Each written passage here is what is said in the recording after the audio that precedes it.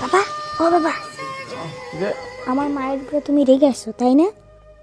আর দে একটু বলো না। তাহলে বাবা এই জলটা মার মুখের মধ্যে ঢেলে দাও। আরে মা ঘুমিয়ে আছে, মার মুখে জলটা দিয়ে ফেলাও। মা বাবা জল দেয়।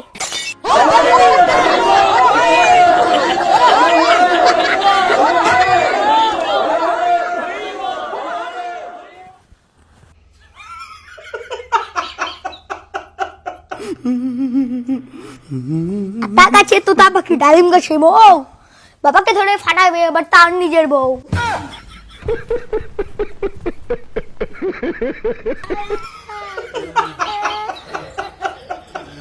এই বাবু, রাগ করেছো? অন্য কিছু তো ফাটাইনি, শুধু মাথায় তো ফাটাইছি। আমার সোনা বাবু রাগ করে না।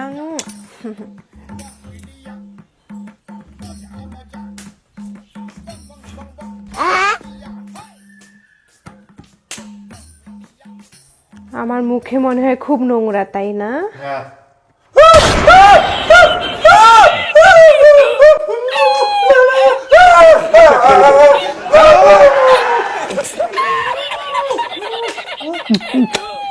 ভালো একটা হতো মা।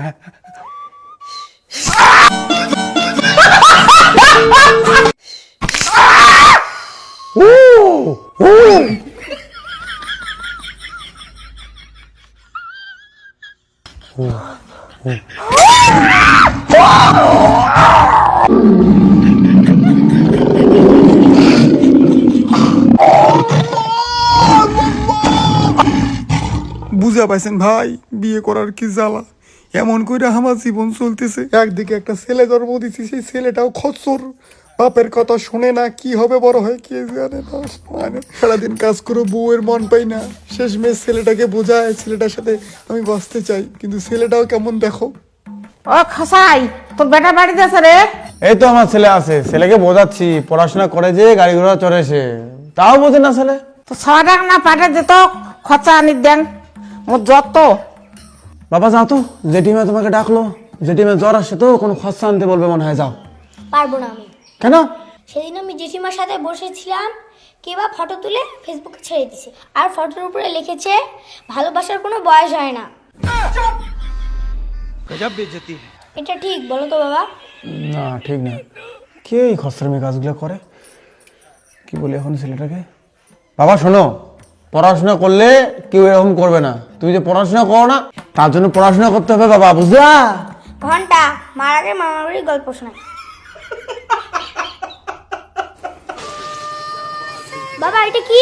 এটা একটা রোবট, এই বাড়িতে যে মিথ্যা কথা বলবে তাকে ঠাস করে চড় মারবে। কি বলো? যা এখন পড়াশোনা কর, আমি রোবটকে ঘরে নিয়ে যাই। না বাবা, আমি পড়াশোনা করতে পারবো না। কেন পড়াশোনা করতে পারবি না? আমার পেটটা ব্যথা করছে। মিথ্যা কথা বললি তাই তোকে রোবট চড় মারলো। তোর মতো বয়সে না আমি কখনো পড়াশোনা ফাঁকি দিতাম না। দেখলা, তুমিও মিথ্যাবাদী, আর এ তোমার মতো হয়েছে, কারণ এ তোমার ছেলে। तू समझा?